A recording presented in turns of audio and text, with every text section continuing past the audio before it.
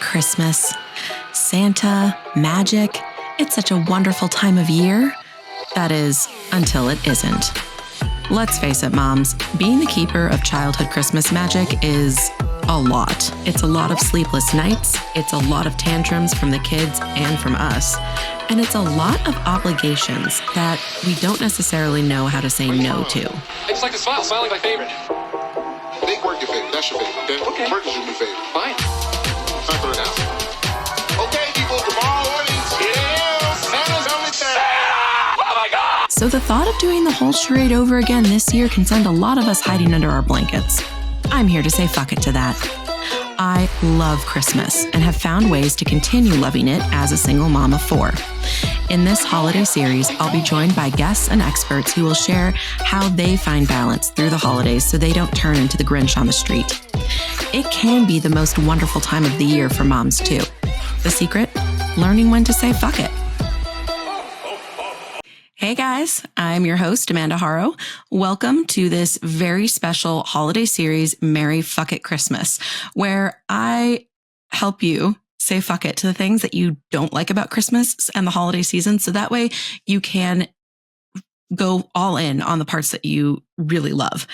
This episode, I am joined by Julia Hoffman, and she is a co-parenting coach.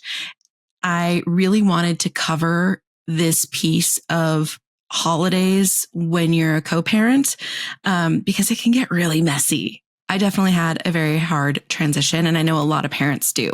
So I wanted to start off with this one, because it's an important piece, and I really want to help those of you out there who are going through a separation or have been separated for a while, fully divorced, whatever it is. You have to go without your kids for certain parts of the holiday season. It's hard.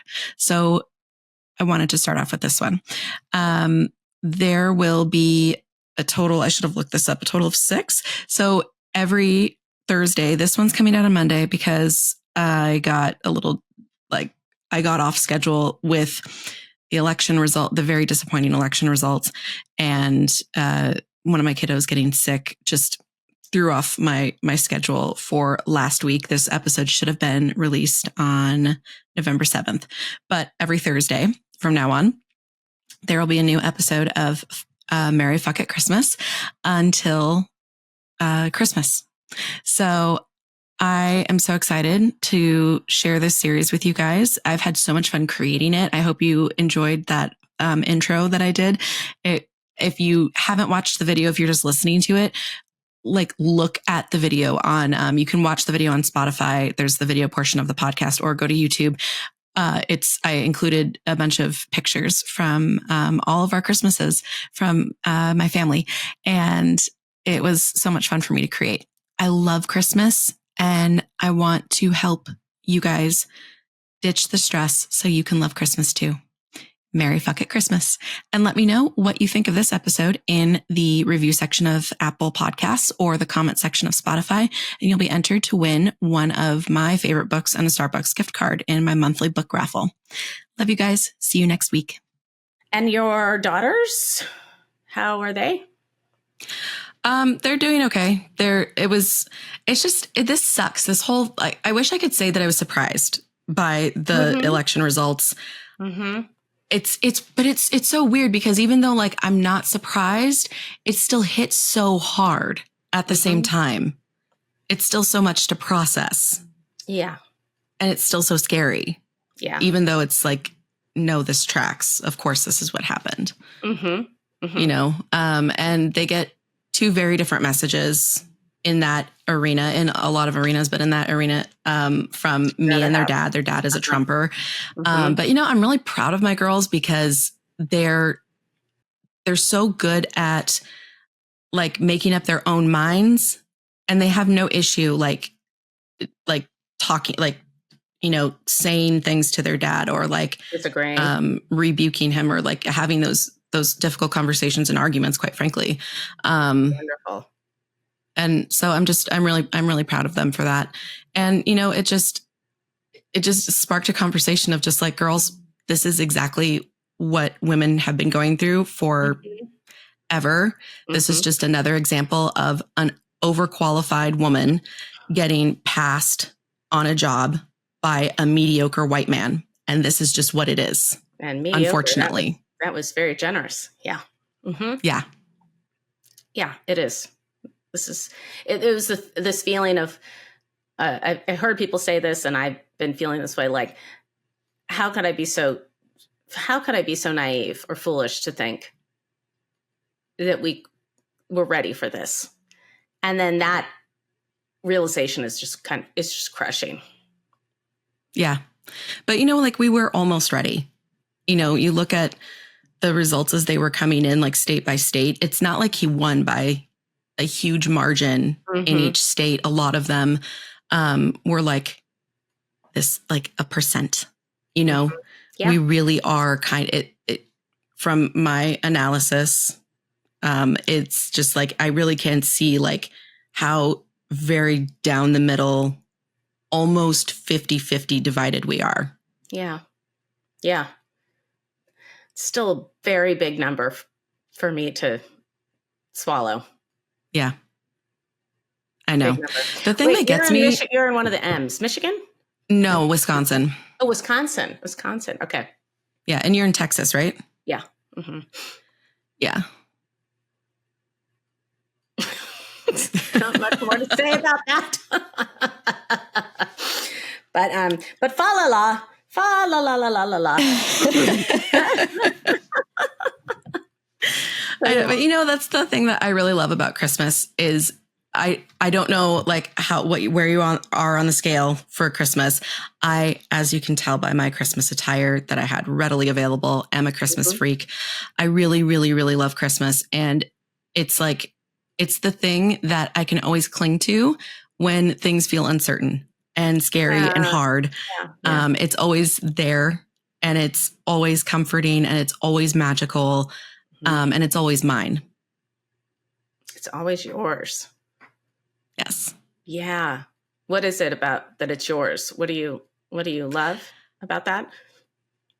It's just, I just proudly wave my Christmas freak flag, like I am completely obnoxious. I am decorating November 1st and I don't give a shit. And if people have a problem with it, I just don't care. Like, I don't care at all. Yeah. Yeah. And you've always been like that. Yes. Yes. I've always really, really, really loved Christmas. It's just so magical. And, becoming a mom, it's a whole different ball of wax because like you have to create the Christmas magic for the kids. And like, it's such a huge task. Yeah. Yeah. You're in charge of their belief in things. It's a lot to keep up. It takes a lot of work and planning and energy and especially since all 4 of their birthdays are this time of year too. So it's October 8th through December 1st. Okay. So going through that season where I was like pregnant and giving birth and there's a toddler and pregnant giving birth and then a toddler at this time of year made it extra difficult too, because it was just like so fucking exhausted. But even still, I just really love Christmas. And so that's why I like, it's mine. Like, it doesn't matter what my circumstances are. I still just love it so much. And it still brings me so much joy, even though it can be exhausting to keep up on, all of the things that I like to do. It's not keeping up on the things because someone like I'm trying to please someone else or, obligations coming from outside of me. It's like, no, I like doing this. I've that, I'll say this a few more times. You're too young probably to remember, but the, what was it? It was like the Sesame Street Christmas special. It was probably in the 80s. And I watched that over and over again. Anyway, but the song the song is like the Keep Christmas With You. Do you know that song? All through the year. Christmas is over, spread some Christmas cheer, something like that.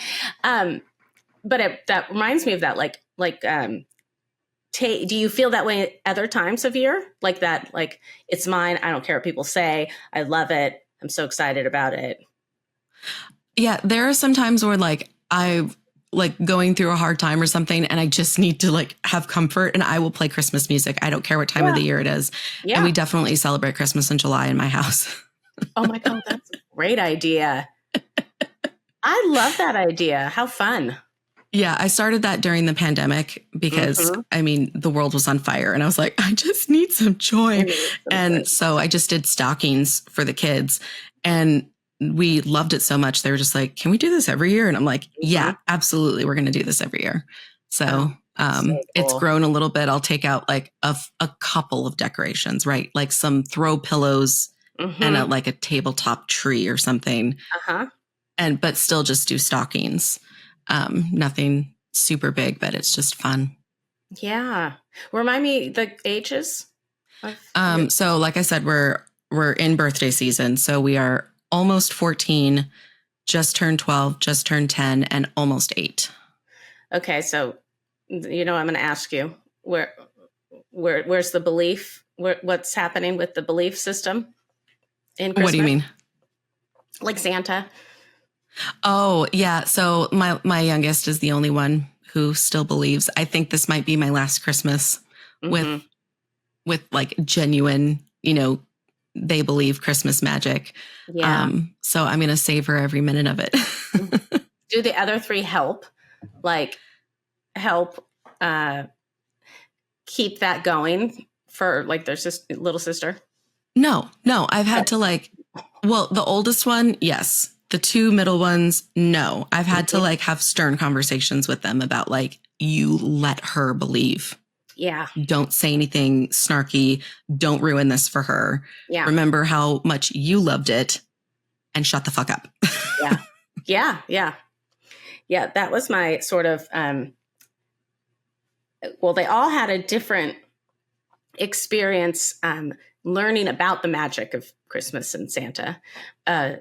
And my oldest, who's 14 now, I cannot believe this, told me that she knew for like, it may have been 2 or 3 Christmases that she knew and didn't say anything because we were so excited, and she like kind of like didn't want to, spoil it or hurt our feelings. And that is so that child. That's so that child. Like, I was just really shocked that she that she would do that. She wouldn't say anything. Yeah. And then the second one, complete opposite. The second one was not happy about it. Like I read some story, some story that explains the magic of Christmas and Santa. Yeah. And she was pissed. So wait, really you made the choice to like break it to her? Well, I had a book. I bought a book, and it was in with the Christmas book pile. And so she went and looked at it and was like, wait a minute. What's happening here? She was mad at me for like, why did you get that book? Why did you have that book? But like, I wanted to be prepared. And I like kids' books that help teach things. I want to be prepared. So she was pissed. And then the almost 7-year-old is still on board, and the other 2 help with that, which is really fun. That's fun that they help. Yeah. So that's how I pitched it, was like, but the magic is still here because we're still spreading the magic, and you're like Santa's little elves, and you get to do this and that. And so, yeah. I was just thinking of something. Of course, now it's gone, but it's gone. Gone. Yeah, but I was that kid too. Like when I was kind of like putting the pieces together as a kid, yeah. I didn't like sit down and have a conversation with my parents or like declare like, I know what you're up to. I just kind of like went along with it. And then eventually got to the point where like, we all kind of like knew that everyone knew. And we just kind of just naturally just let it fade away. But it's interesting how that dynamic shifts with some kids. Obviously not your second, but like they'll figure it out and then they just don't want to say anything because it's like they don't want to ruin the magic for the parents, like for us. Oh, see, I've never heard that. I hadn't heard that before. So okay, so what was your experience then when you were a kid? I was pissed. And I'm the second of three girls. No, it's that second child. Yeah. Yeah. And then I cornered my dad. He was like in the bathroom and I stood outside the door and I was like, well, what about the Easter Bunny? What about the Tooth Fairy? You know, I just was so, and he had just like relented, you know, and I was just, I was really mad. I don't, you know, because it is, well, I don't know. It's just kind of, I was that kid. My mom gave me a punching, one of those old school clown punching bags. It's like a blow up thing, you know. Yeah, I remember those. Back. Yeah. Well, I bit it. You bit it? Bit it. It's like, fuck this. You can't, you know, nothing's going to hold me back. Anyway, I've worked a lot on my rage over the years. You and Evander, what is that boxer's name who bit the other boxer's ear? Evander. Oh, Vanderhold? Yes. Something. Something like that. Yeah. That was basically me. So how has it changed since divorcing? Okay. So I worked really, really hard. I worked so hard on all of these traditions and keeping the magic up. Mm-hmm. And so it was very difficult for me to trust their dad with that. Mm-hmm. It was so difficult. And he failed miserably so many times. And I was so pissed because I was just like, this is fucking 9 years in the making. I have been working at this job of being Santa and being the Easter, like being the we never did Easter Bunny, but like being the Tooth Fairy, being the elf on the shelf. Like, I am fucking Santa and you're fucking it up. Like, it was hard. How did he fuck it up? Or what? The Tooth Fairy was, the Tooth Fairy was like the first thing to like be discovered by the kids because he's like would forget all the time. And he put something other than money. Oh, God, it was a Culver's scoop for free ice cream instead of money because he didn't have cash. Because, again, like the forgetting thing. Yeah. Just like shit like that. Yeah. And what's the kids? What were the girls' reactions? Like, they were upset and they were just like, it's not real, is it? And I'm like, no, I'm sorry. And they were just, and then they got mad at like their dad because like, there's like, he ruined it. I'm like, yep, he did. And that's a lesson. I mean, that's what like he obviously, well, like what would be something, I'm not trying to Pollyanna it, but what would be something that he does that he values or whatever more than you, or he does, you know, quote unquote, better than you? There's literally nothing. I am the better parent. I'm not going to try to beat around this bush, Julia. There's literally nothing. You sold me. I believe you. I believe you. I'm not going to try and pull it out of you. So, poll the populace. They will confirm.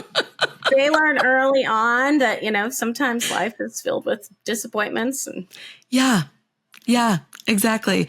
Exactly. But yeah, it was really hard for me. And then it was this balance of like, okay, do I keep trying to manage it from here, from afar? Like, do I keep sending text message reminders, basically, to do things that you're supposed to be doing? Or do I just let it go? And I let it go, but it's really hard to let it go when you've been like put so much work into something for years. And it's something that means something to me, and it's something that means something to the kids because it became like that became our traditions. Yeah. And then it's just like ruined. because of one lazy asshole. Like I've just. What have you done? Like, is there anything you've done to like counter that, to try to, I just work on keeping it alive here. Like everything with my co-parenting journey has been like, okay, it's not my job to change him, fix him, make him the parent that I want my girls to have. Yeah. But I can do that for me. So I'm always redirecting myself to, okay, how do I want to show up for the girls? Yeah. Yeah. And do that. So how could you do that in this tooth fairy scenario without being able to control him? Because like you said, you can't. Right. Yeah. The tooth fairy, it was just kind of done. Like they figured it out. And the younger one, when she still loses teeth, she still puts it under her pillow and I still, do the thing. But tooth fairy was done. With Santa and the elf, even though he gave them opportunity to figure it out through his shortcomings, I think they just really wanted to keep that belief, And so I do what I can from here because that's all I have control over. Yeah. And they have, can I give some idea? Can I give a couple ideas? No, I don't want you here for your ideas. Okay. Wonderful. Yes, of course. So what can you do from there that the girls can do from dads? Right? I'm just thinking, okay, the tooth fairy doesn't always come to dads. Tooth fairy, our tooth fairy is more of a mom tooth fairy. The tooth fairy doesn't come to dads. And this is even for the kids that, believe or don't believe or whatever. So when you lose a tooth, we're going to, tell dad, you're going to put it in an envelope and you're going to put a stamp on it and you're going to put our mom's address, their address, whatever. And you're going to send it. You're going to send it to this house because the tooth fairy comes to this house. And the tooth fairy sometimes, trust me, I have had my number of the tooth fairy is so sorry that I was late. Oh, okay. We've all done that. Okay. We've got into traffic and yeah. Yes, and we've all done that, but it just became consistent, and it's it's one thing to do it every once in a while and then cover your tracks. Yeah. But then you don't count on him. And it's they know, it's just a little example, but they know they lose a tooth. They have control, right? Yeah. They have some control. The tooth fairy comes to mom's house. So I'm going to send that tooth there, or I'm going to put it in a bag and put it in my backpack. And then, I know when I get home, the tooth fairy always comes the night I get home if I lose a tooth at dad's. That is a beautiful solution, and I wish I would have thought of it. Well, fuck it. You know what I mean? It's really easy to think of it after the fact and when you're not pissed at the person and all the things. But and sometimes, I have to work on not smoothing things over, not always having things be, a fucking learning lesson or okay. It's definitely something I work on that with my wife, letting her have her feelings. I didn't even understand what she was saying when she would say, I need you to let me have my feelings. And I'm like, I'm the fucking queen of feelings. What are you talking about? How am I not letting you have your feelings? But then I got what she meant. She meant I didn't want her to have mad feelings or disappointed feelings or the negative ones. I didn't want her to have the negative feelings having anything to do with, especially having anything to do with me. So I have to work on letting that. And my middle one is like that. She's just a little bit more, she's a little more of a Debbie Downer. And I have to be okay. I have to learn to be okay with it. But it's really hard not to always take it back to this is because of the divorce. It's clearly it's because of the divorce. And that just makes me, you know, it just makes me uncomfortable. So I think it's fine to just say, fuck it, the tooth fairy, bye tooth fairy. We'll come up with a new, Right. and the next tooth fairy thing will happen at some point. Yeah. Yeah. Yes. Yeah. And, you know, the tooth fairy, it's like, okay, that's fine, but don't fuck with Santa, you know, and it's Santa's like such a big one for me. So what are you doing this year? Like, what's the plan? So, okay. What ended up happening is our arrangement is that he has the girls every Christmas Eve, but he brings them home to me Christmas Eve night, no matter how late it is. Yeah. He always brings them back to me Christmas Eve night. So they wake up with me every Christmas morning. Nice. They have woken up with him exactly one Christmas morning, like before all of our stuff was finalized. Yeah. And it was the worst Christmas morning of my life. It was horrible.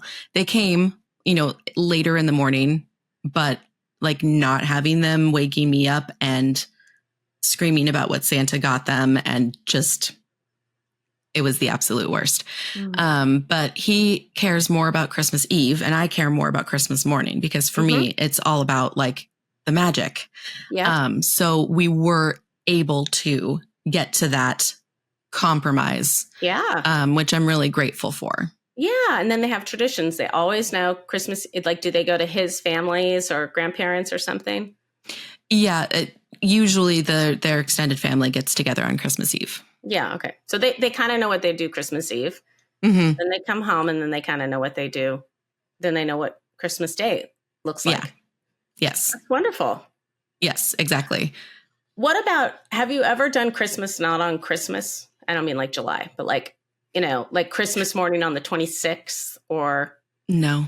No. Okay. Have you? Yeah. So what do you guys do?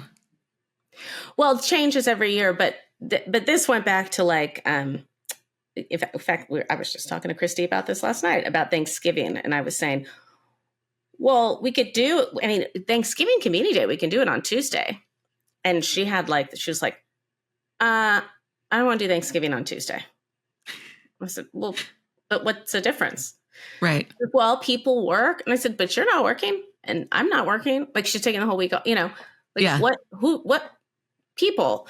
And I think it was like if we invited friends over or whatever, and we have the kids we switch every other. So we have them this Thanksgiving. So this started when I lived in Seattle, and my family, my mom and dad, were in San Jose. So once the first was born, you know, it was like, I couldn't not go down there. Plus they couldn't really travel.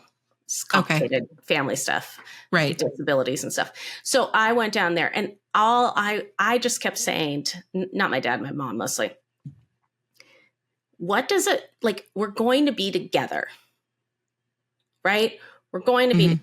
So why can't it be a different day? So basically, like, if their dad's family, this is back when we were married, you know, was doing Christmas Eve was the big deal that year or something, we would do that. Then we would wake up at our house. A lot of times we'd fly on Christmas. Or, oh my gosh.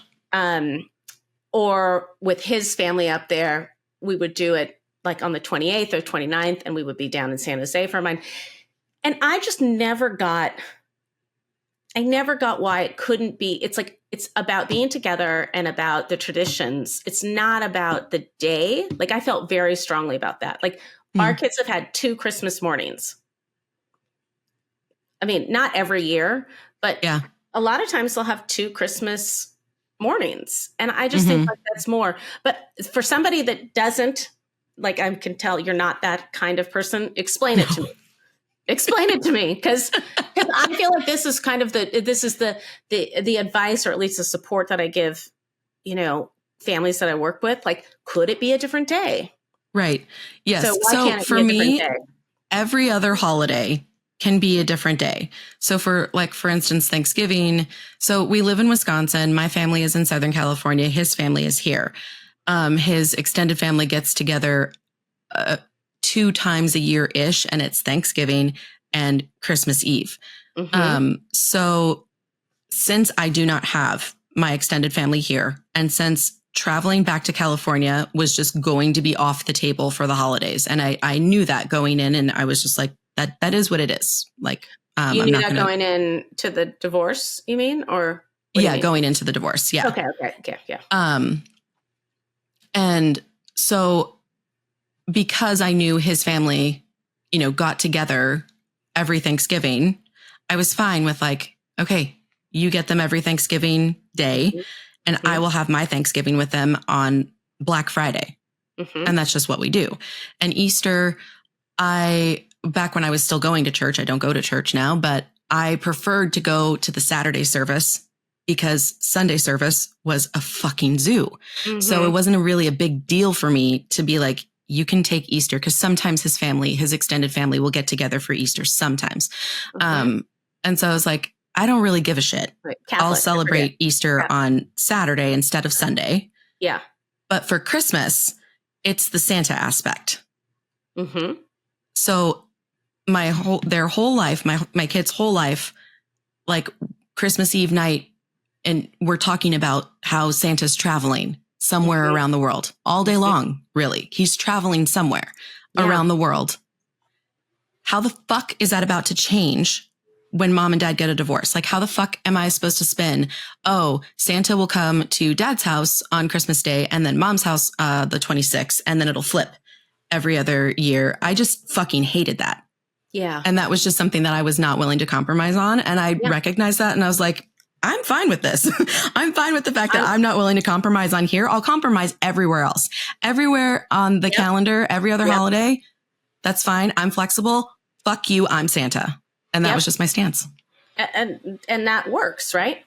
Yeah, it does. Like he doesn't have the energy to do the things, to keep it up the way that I was doing it. He doesn't care. It's not important to him. It's important to me. And so once we got past like the bitterness stage of our separation, because there was a point in time where, things weren't finalized, and he was suggesting that we just do all Christmas and the whole winter break, like every other year, like swap. So like one parent would have them for the whole like thing. Christmas Eve, Christmas Day, and the entire break. And then the next year, the other one would have them. And I was like, are you fucking kidding? Like that, I got into it with that conversation because it was so ludicrous to me that anybody who knows me at all would even suggest that as a possibility, that I wouldn't spend some part of Christmas with my kids every fucking year. And I was like, you can take that suggestion and shove it up your ass with no lubrication. That's not happening. Oh, that's being real mad. Is he like an engineer or sciencey kind of guy? I mean, that's like a real like practical. Yeah, it's very practical. Like no emotion whatsoever. Yeah, no, like he doesn't work. He's a trust fund baby. Oh, okay. Well, it's just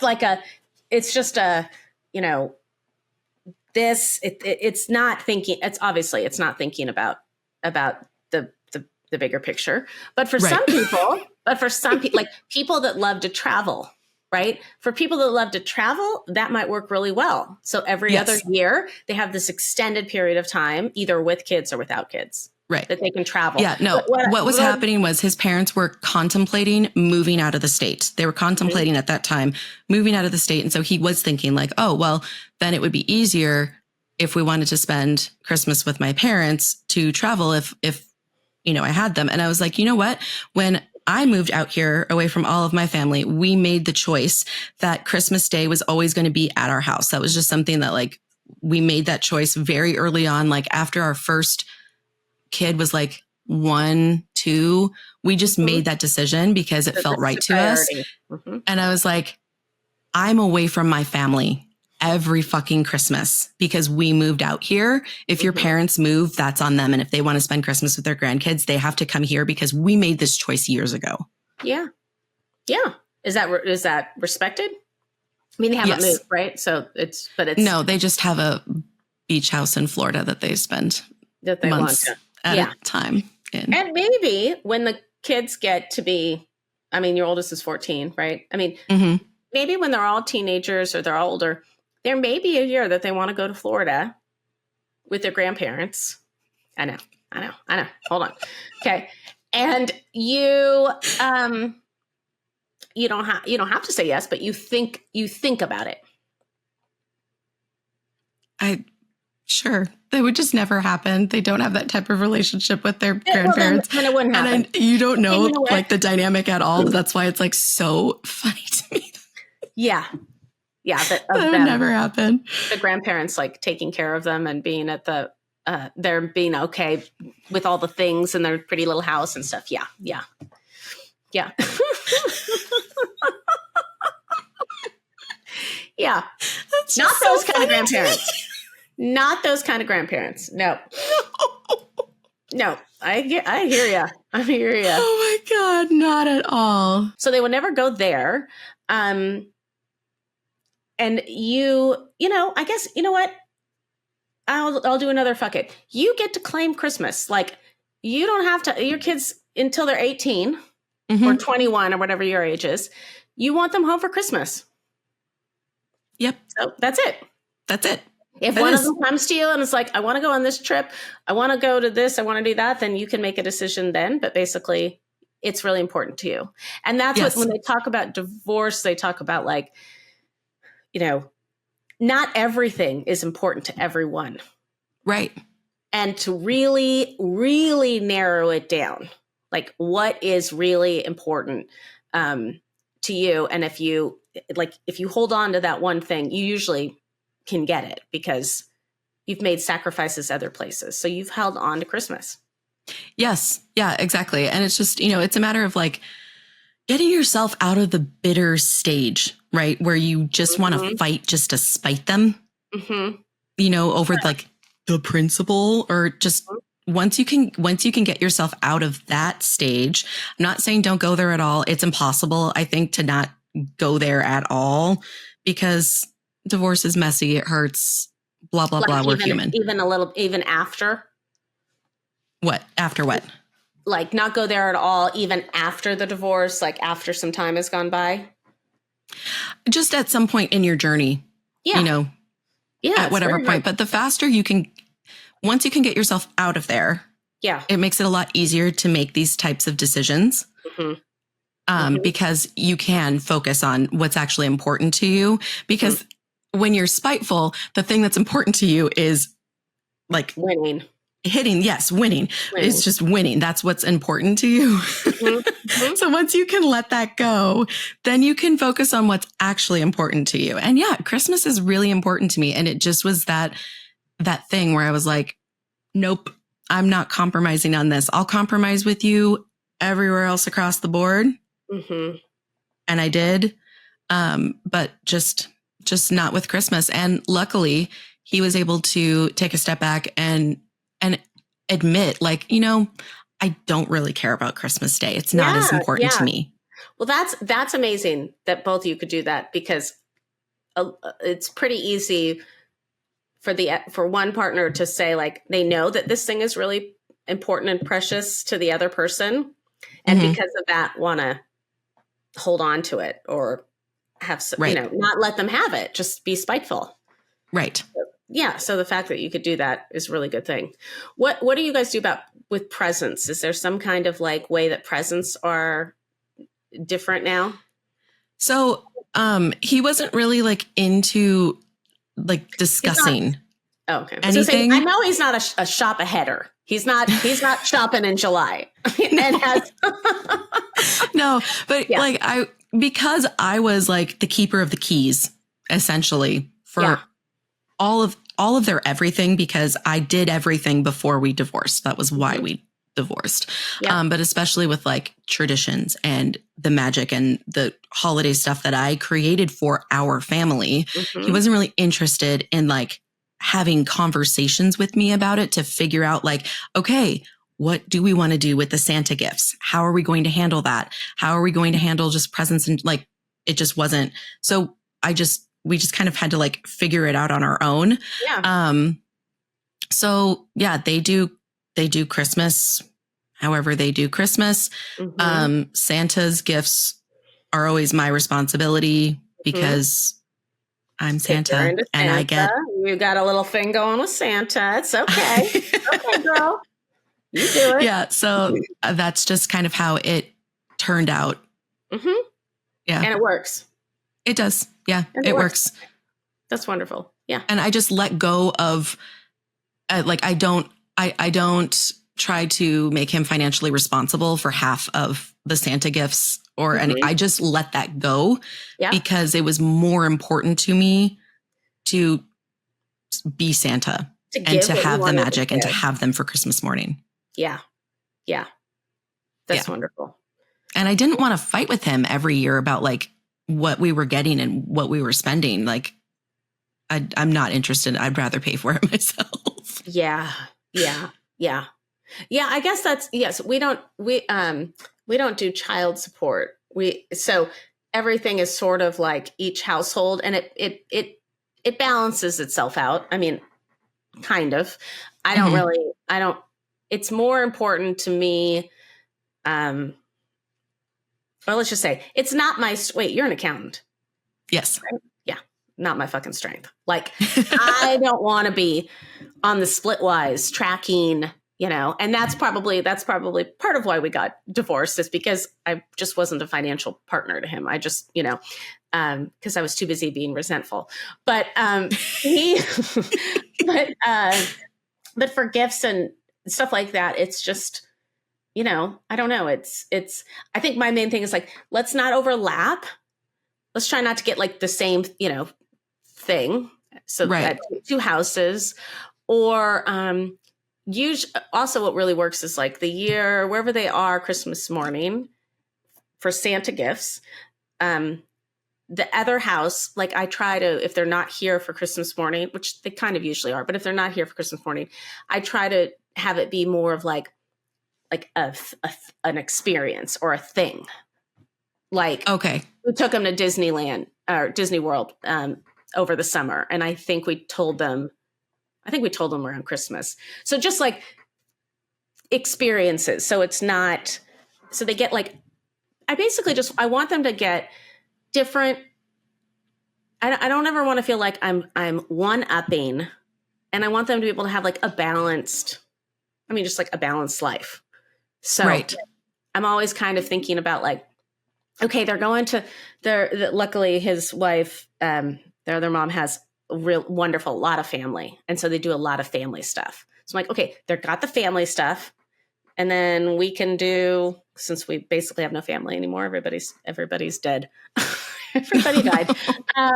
We can do, we can go to a musical or a show or something like that. So that's how I don't know. That's just how I try to look at it. But it, so I used to get, probably back when I was drinking, get really stressed and wanted things to be, like everybody says, perfect. And I'm not like that. I'm not like that anymore, which is, I'm happy about. But, how do you balance your desire to have it be a certain level? Yes. Yeah. And that was something that I really had to now. And, yeah, I really had to reckon with that, because when I was married, I was a stay-at-home mom. So I had time. I mean, as much time as you can have when you have toddlers and babies and you're just in this cycle of pregnancy. But I didn't have a job that I was balancing. So I had more time to like deck all of the halls and, do gingerbread houses. And my kids have always danced. So the studio does a Nutcracker Nutcracker production every other year.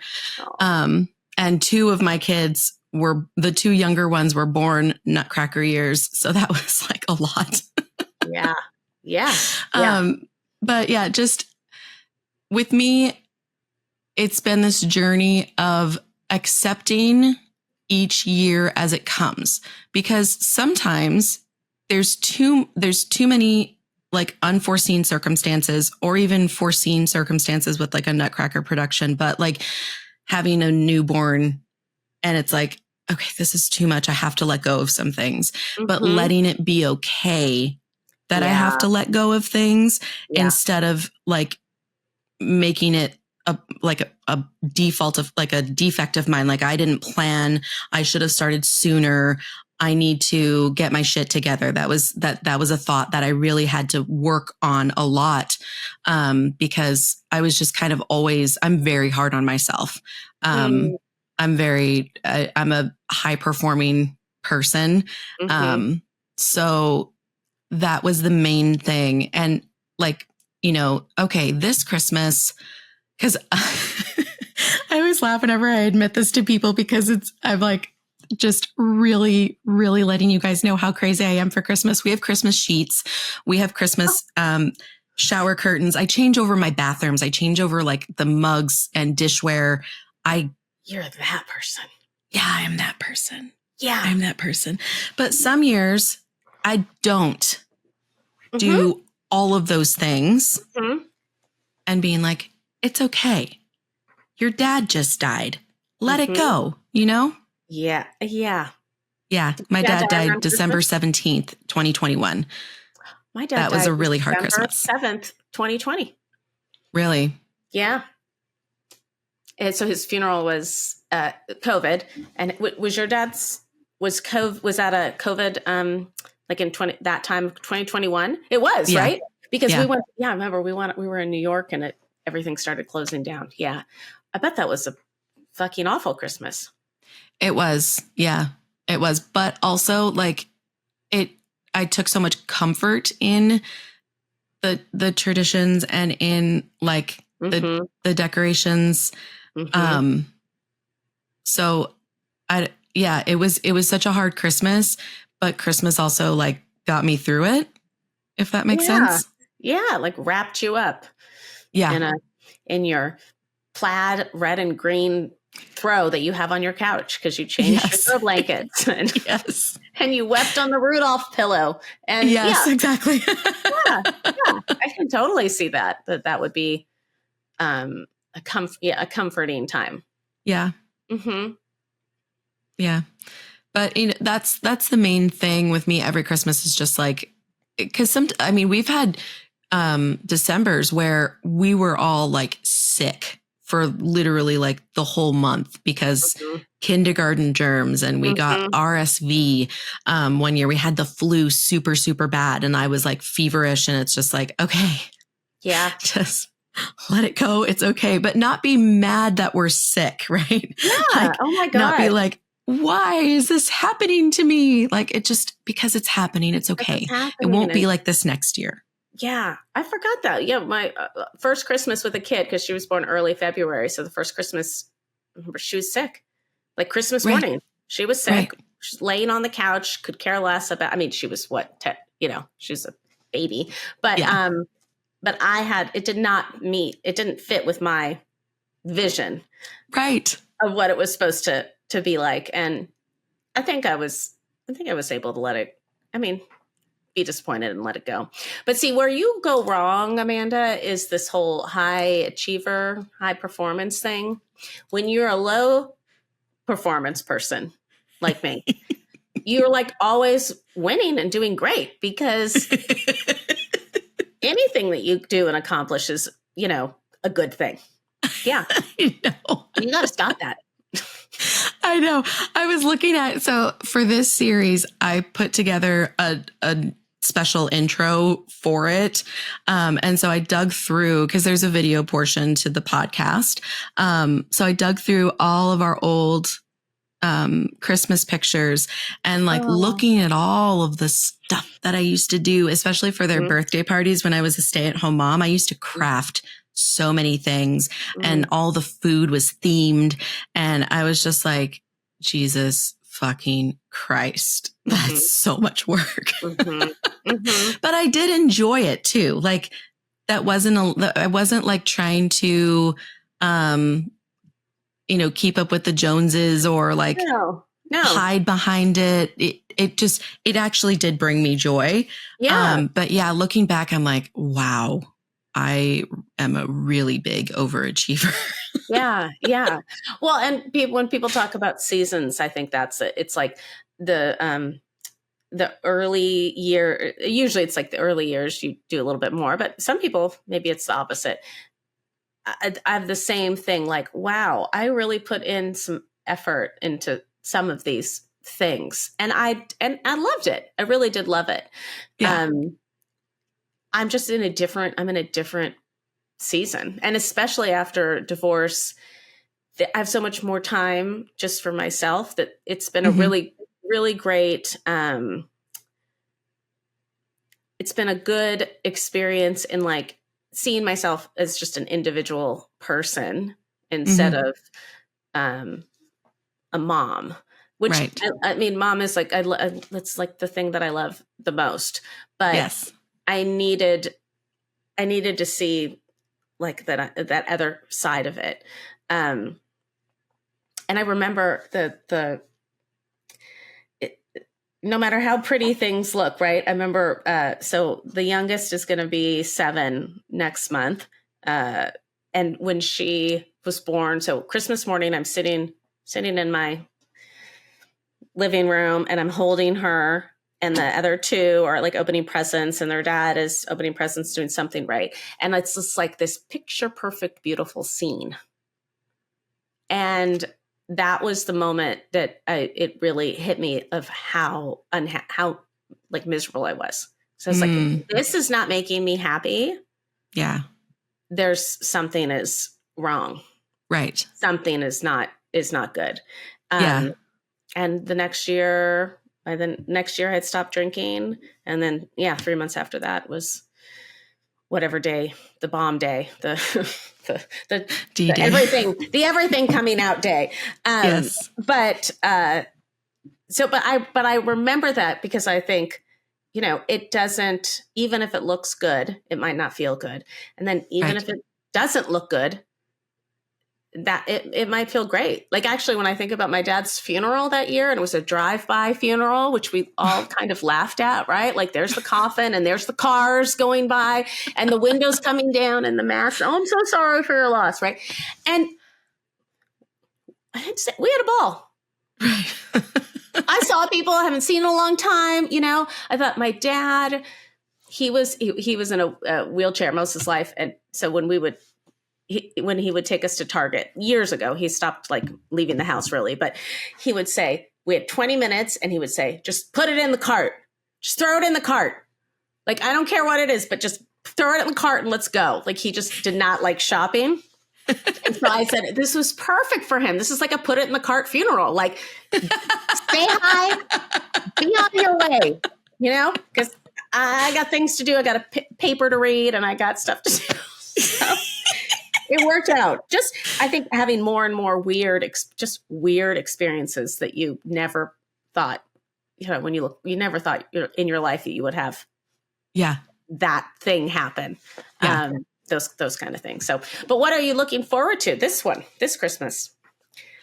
This Christmas, I'm just looking forward to the whole season. I love when my house is, and my kids express this too, like when it's all decorated and all the garlands are up and the lights are up, it just feels like home. And then when we have to take it down in January, like whenever everything's gone, we'll all look around and be like, oh, the house is so boring now. Like it feels so empty and bland. Do you keep anything up? Like any of the little white twinkle lights? I have a tabletop Christmas tree right here on my nightstand that I use for my earrings and bracelets. So it's a little bit of Christmas that I keep year round. Yeah. But I am also a seasonal person. I'm like that with food, certain types of food. Like my kids hate this about me. I won't make chicken pot pie when it's hot. It's only a cold weather. Of course. Yes. Thank you. Yes. I love making soups and stews and hot. Like I love making things in like the cast iron, Yeah. No way am I making that in July. I wouldn't even think about it. No, I'm not doing that in July. I'm with you. It just doesn't feel right. Right. Exactly. Yes. Yes. So I am the same way with, decorations and stuff. It's like, even though I love Christmas so much, it's like, it's not your season anymore. It's time to move on so that I can miss you and be happy to bring you out again. Okay. So you're not like, are you a real tree or a fake tree? Real tree. Real tree. Okay. So we're an artificial. I used to be a real tree. And then we moved to Texas and it's just not quite the same. Go into the parking lot to cut down the tree, Going to like beautiful mountains and on the West Coast and cut down trees. But I love the idea of like having like some people put up early and then they have like Thanksgiving tree, you know, they decorate it for Thanksgiving and then for Christmas. I mean, people like Valentine's Day, you know, and then put it away. Yeah. Like, yeah. One year I toyed with that because my second daughter, this was, I think, her 5th birthday. She was obsessed with the Grinch. And so she had a Grinch themed birthday party in October, beginning of October. And so I already had my house decorated for Christmas. And I was like, I'm not taking this down. And I did get a fake tree for that. I got such a steal of a deal. It was $15 on Marketplace for a 6-foot artificial tree. What? Yeah. That's amazing. Yeah, I know. So then we still got like our other tree, and then I just had a second tree in our dining room. And I was like, all right, I'm going to turn this into a Halloween tree. And then I was going to turn it into a thankful tree and like write things that we were thankful for on leaves and then hang them. But I never finished crafting all of that. So now I just, I would, if I had my tree now, it would just be Christmas, and I would just not care. Just be like, but extra Christmas. You keep it special. Yeah. It's just my seasons are a little bit longer than what is normally acceptable. So I decorated for Halloween. It's very respectable. I decorated for Halloween, Labor Day weekend. And then I will decorate for Christmas. Oh my God. I want enough time to enjoy it. Okay. And then I decorate for Christmas, November 1st, and it stays up. My birthday is January 6th, and my dad's side of the family is Mexican. And in Mexico, they do celebrate Christmas on December 25th, but the real Christmas day for them is January 6th, because that's when the wise men come to bring the presents. Oh, that's so cool. Yeah. Oh, so you're really a Christmas baby. I am. I'm a Mexican Christmas baby. You're a Mexican Christmas baby. Yeah. Yeah. And my youngest was due on Christmas, and she was born December 8th. December 8th. Sorry. And my dad died the 7th. And I was just talking about this earlier. I forget. And I got the dates mixed up. Anyway. Wait. December 8th. I forget. Were you Catholic? No, Christian. Well, in the Catholic Church, December 8th is the feast of the Immaculate Conception. Okay. And so after she was born, I should say a year after she was born, and I realized everything and my whole life made sense. I was like, she was meant to either be born on Jesus's birthday and appear in the world as he did, or the day we celebrate the Immaculate Conception, because I have no fucking idea how it happened. You know, I have no idea how this child came to be in my belly, because not much was happening. You're like, this is the Immaculate Conception. It is Mary and Joseph through the two of us. I'm so glad. I'm so grateful. You know, the blessing I didn't know we were going to have, because she's incredible and keeps us on our toes. But yeah, it was just like that. Okay, that all makes sense. That all makes sense, God. I get what you're saying. That's funny. Yeah. Isn't it though? Isn't it funny? Oh, so funny. Oh, man. God. They come exactly when they're meant to, though. They come when they're meant to. Yeah. Yeah. That's exactly right. Yeah. But I am curious. So what is how did you handle, divorcing? Were you the main Christmas magic person in your marriage? Mm-hmm. Yeah. Okay. So then what was that transfer of power like for you? Yeah. Was it healthier than mine? They were, no, I mean, yours were young too, right? Well, mine were young. Mine were young. Mine were 8 to 2. That's exactly mine. Yeah. 8 to 14. Yeah. The littlest one was 14 months. So, but by Christmas she was 2. Yeah. I mean, I think every year was different, and it worked. It worked how it was going to work. He came over the first Christmas. He came over I was renting a house, and I remember the girls we couldn't open presents until he got there. I mean, he wasn't late or anything, but just, they're up so early. And they're standing on the toilet in the bathroom looking out the window to see when he's coming. And it was crushing. It was just a crushing kind of moment of how different that things was. Were. Yeah. Yeah. How different things were.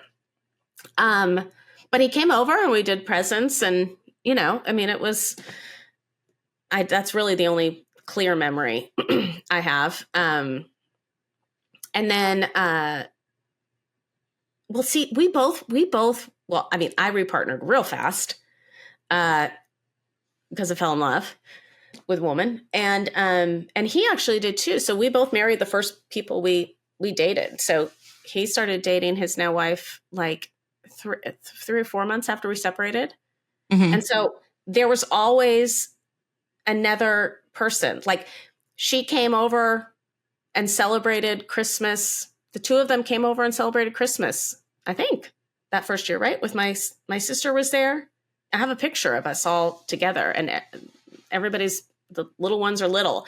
So that was nice to be able to bring in these two other people to sort of help with it. So things were kind of, for the girls, it was like things were different, but also in a good way, different in a good way. And then just kind of whatever, I don't know. My thought was always just whatever support I can give, like, whether it's like flexibility it was really important for him to be able to see his family. I think that maybe the second Christmas, they went back to Seattle sometime around then. So he's a teacher. So like Christmas break, like he can't just take vacations whenever he wants. Sure. So being flexible, trying to be flexible with that. And in my mind, it was always if the kids were happy, I was happy. Mm-hmm. Probably on one hand, I could count the times where the kids were happy and it was really hard for me. Okay. But usually if they were happy, I was happy, because I don't like unhappy feelings. So that that was good for me. And then I had a partner. Right. So, I feel for people that are a little more isolated or a little more alone, because that's really difficult. It is. It's really difficult. Like my dad had moved out here in 2020 from California. So I had him for a couple, just the one Thanksgiving. No, 2. Whatever. He moved out in 2019 then. It must have been 2019. But anyways, I had him for like 2 Thanksgivings, which was nice. It's been hard. It's been hard being alone. And it's not something where like I could go to California to be with my family for Thanksgiving Day, because I celebrate Thanksgiving with the girls the very next day. And one of my oldest daughter, her birthday is November 23rd. So like last year, her birthday was on Thanksgiving, her 13th birthday. Her birthday is often either Thanksgiving Day or the day after, or, something like that. So it's just like, it's just not feasible for me to travel, to leave without missing something else that's really important. And last, I will share this here because why the fuck not? But last Thanksgiving, I was like, I guess that 2 Thanksgivings ago, I spent Thanksgiving with my friend and her family, which was, it was lovely. But last Thanksgiving, I was like, I think I'm going to be okay alone. I think I'll be okay. It's just a day. And I celebrate Thanksgiving with the girls on Black Friday anyways. Like it's not a big deal. It's okay. He always has Thanksgiving. Yeah. And you always have got it. Okay. Black Friday. Yeah. Thought it would be okay. And I was not okay. Like the moment they left, I just started sobbing and I was like, why did I think I was going to be okay? Yeah. This is horrible. And I ended up on Tinder and messaging with a random and meeting up with a random and making out with a random in a parking lot on Thanksgiving night, just because I was sad. And it wasn't even good, That's such a fucking great story. That is a great ass story, Amanda. I was actually going to ask you if you're like dating, started dating or anything like that. But like, what a perfect first sad Thanksgiving. Yeah. A bad makeout session in a parking lot via Tinder. I mean, that's incredible. That's like a whole like little, like a little aside, a little mini chapter on your book. Yes. But yeah, I mean, it's just life, Sometimes you're sad and you make out with a random from Tinder in the parking lot. It's just life. And it's really, well, it's not really funny, but there are so many people. I know it. There's so many people that will hear that and in a way there's a little bit of jealousy, which to you, it's like, why would you be jealous of that? But, jealous of like the freedom, of the, doing this thing yourself just because you want to, nobody to answer to, there is of course you would have rather been with your children. Yes. No, but there's a part of it that like, there's part of it that's, I like the craziness of my life. I like that I have like moments of, collapse and like really feel things. And then I like that a lot of the other times it's really good. It's really okay. Yeah. However it looks, yeah, I'm grateful because in the end, I mean, a happy parent, a parent not in an unhappy marriage, that they can't, there's periods of unhappiness in marriage, but like where you can't get out of it. That is the saddest thing, I think. Yes. To stay in that place is like 1,000 times more sad than a Thanksgiving makeout session. I never, ever regret my decision to complete my marriage. Yeah. At all. Ooh, to complete your marriage. Ooh, I've never heard that. Oh yeah. I very rarely refer to it as a divorce. I always, unless I'm like worried about an algorithm thing and I have to, I will always refer to it as completing my marriage because that's exactly what it was. That is so great. I really like that. Yeah. Yeah. And now you have rapid fire questions. Yes. Let's go into the lightning questions. Merry Fuck It Christmas version. Okay. So what was your favorite holiday tradition growing up? Oh, for sure. All, gathering before going out to see what Santa brought and just that feeling. I love that. That magic feeling. Yeah. Yes. Yeah.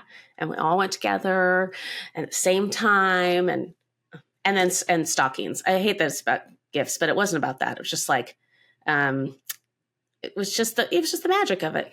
Yeah. Mm-hmm. Yes. Mm-hmm. What is your favorite holiday treat? The refreshing, which is my family's Jell-O mold. That's the most fucking incredible thing I've ever eaten. And I make it every Thanksgiving and Christmas. It's a delicious. Jell-O mold. I'll send you the recipe if you want it. You'll never know what's in the middle. Nobody ever knows what's in the middle. But it's Jell-O on top, something in the middle. It's white. And then the Jell-O on the bottom with frozen raspberries and bananas, crushed bananas and pineapple. And it is delish. Okay. And it's refreshing. So that's why we call it the refreshing. Yeah, that makes sense. Yeah, right? Mm-hmm. What's your favorite holiday movie? Oh, the first one that comes to me just is Love Actually, which is like, I love that one. I wish it was like, It's a Wonderful Life or something. That one makes me sad. I love Love Actually. And wait, hold on. There's the other one. I love Elf too. God, I can't believe that's very unlike me to like the ones like that. But anyway, I like Elf and I like Love Actually. It's just what came up. Are you pro Christmas cards or no Christmas cards? I was pro Christmas cards for many, many, many years. And since now being in this new life where I feel much more myself and happier, I have not sent a Christmas card and I have not missed it. I love that. I love that. Yeah. Okay, here's your redo. If your belly button was an actual button, what would it do? Oh, yeah. It would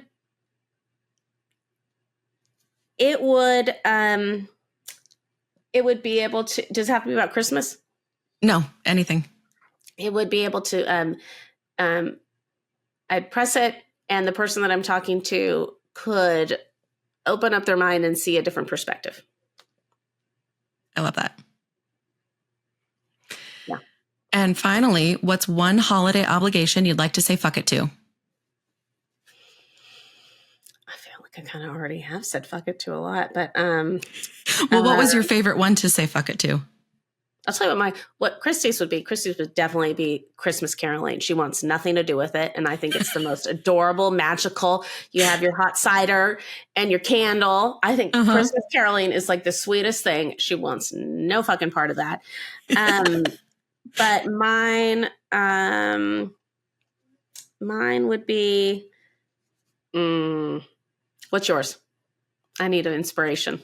You would not say fuck it to any of them. Right. So I've done a really good job of just kind of like having boundaries as I create. I think the best thing that I've ever done was to, from like very early on, make choices for my family and how we're going to celebrate Christmas, regardless of how other people are going to feel. So like the choice to Christmas morning, it's at our house. Everybody's welcome. If you want to join us, that's fine. But I am not going to be driving my ass and my baby to everyone else's fucking house just to make you happy. Like, I'm so glad that I did that straight off the bat. Yeah, that was really smart. That usually takes people years to figure that out. Well, it's because I came from a divorced family. So that was my Christmas experience, was just like going, like always traveling. And I was like, fuck that. Christmas happens here at my house. Yeah. Everybody is welcome. Yeah. Or we'll celebrate Christmas with you on a different day. But if you want Christmas Day with us, you're all coming over here. I'll feed you. My door's open. I ain't leaving my house. Well, when the question about what was your favorite memory, I mean, like I'm back. I haven't lived in that house since I was 14, but I'm back in that house and the little doors to the hallway open up and we run down the hall together. I mean, like I can feel it. I like the idea of it being every year. Like life was not stable, but that was stable. And I really appreciated that. I'll tell you one, what am I wanting to say fuck it to? I'll tell you, I'm not having any come up but it probably will right after I get off with you. One I miss that I started was I did an ornament Christmas exchange with my college girlfriends, like right after college. So there was usually like 12 of us. And I still have, we did it for, I think it was like 11 years straight. And now everybody lives kind of, different places. And so after a while it fell off, but there was something so special about having a tradition just with friends. You know? And it was like that time where we got to talk about our families or reminisce or talk about which ornament somebody got stuck with. Like I got one of my friend's Raggedy Ann ornaments that she made at Girl Scouts in kindergarten. And I fucking love that ornament. It's the scariest, ugliest thing with like clay, and kind of, but I love it. And ornaments. I love ornaments. Everybody gets an ornament every year about something that happened for them that year. Like, when our oldest got her driver's license, she got like a driver's license one or whatever. Cute. Yeah. Do you know, what's that brand? Old World Christmas. Do you know? Okay. Yes. Like the glass thing. So anyway, yeah. Yeah. So and when I think of the one that I don't want to do anymore, one, I won't do it anymore. And two, I'll email you and tell you what it is. Perfect. I love it. But with your friends, if you guys are all just like displaced, you could still do it. you guys would just have to like organize it, mail them, and then have like a Zoom party where everyone like opens them up together. That's adorable. I think that'd be really super cute. You guys should do it again this year. That's such a great idea. Like draw names and that's the person you have to send it to. Oh my gosh. And then you guys just have like a Zoom party. I might do that. And you don't even have to, you just order it and send it to their house. See, this is what I have a hard time with. I have a hard time with that's what I want to say fuck it to. I got it.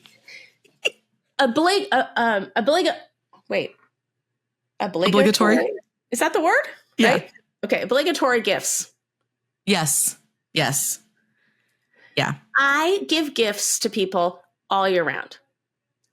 Right? Like when I see something, like this morning, I dropped off like a bunch of donuts and cloud cheese for the school staff because you just did it and love them. Right? So I actually don't do anything at Christmas. I don't do anything when it's like everybody's bringing the thing. Yeah. Because I do it other times and I feel like it's just too much. And it's just. And Christmas doesn't always have to be about the gift. And it doesn't that's the commercialization part about it. Like it's really more about like the traditions, the spending time together, the baking stuff together, the getting together and eating food and watching a movie. It's the togetherness. It's the gifts are like stressing out the cherry on top. Stressing out about who to give what to and did we do it, that to me. Yeah. Right. Okay. Yeah. And the whole like, I can't go to this Christmas party because I can't afford to put a gift in for Secret Santa. Like, I hate that so much. Just, it's fine. Just go anyways and everybody have a good time. The best ones are like the ceramic duck that you got from the oh my God, I know. Antique place that was $2 or something. Yes. Those are the best. Yes, so, exactly. Be creative. Yeah. Yeah. Well, I was not even thinking about Christmas before this, but now I'm a little excited. Good. Yes. And, in this time where so many of us feel really sad and disheartened and are just scared. Yeah. Christmas is always there for you.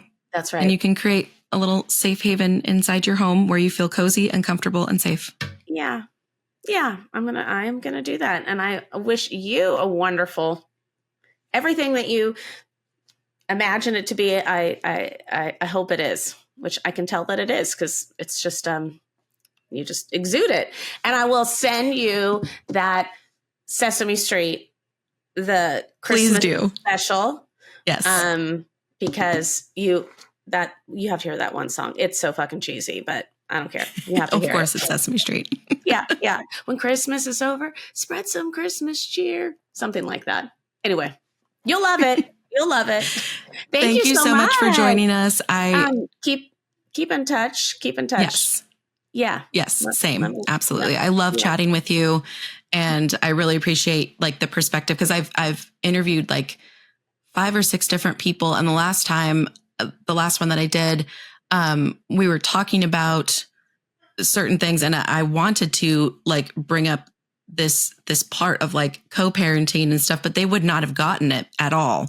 They wouldn't because they're married and it's just different. And in that moment, I was like, I have to reach out to Julia because I have to have this conversation. It's an important piece because a lot of us are in this boat of co-parenting and creating the magic together or trying to do it parallel if, you're just not getting along. And it's difficult and it's a totally different conversation than people who are married have. It's a totally different conversation. And if I have to leave this conversation with one piece of advice for people would be, one of the best things my therapist ever said to me was like, you get to redo your childhood through your kids, right? You get to kind of like reparent yourself. You get to, you can have like these do-overs. And I think about that a lot so that if my kids are happy and feel the magic and if my kids are good, then I'm good.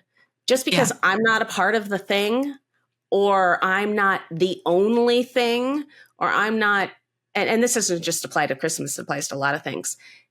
My job, that's what I feel like is my job. And if I see joy in them, then that is what fills me up. Not that I have to be there at every moment of joy that they're going to experience because I'm raising them to put them out in the world and create their own joy. Mm-hmm. Yes. So, and it's a tough pill to swallow, but it's so important. It's like the piece if you're going to co-parent peacefully. It is the 363 days a year. The other day, fuck it. It is all about you, Amanda, and it's all about Christmas, and it is all about the magic. However, whatever magic you want to fucking bring, and it's going to be so great. And I can't wait to see pictures. Okay, I'll let you get to your next one. Thank you so much for joining me, Julia. Fuck it. I love saying that. Fuck it. Merry fucking Christmas. Merry fucking Christmas. Ho ho ho.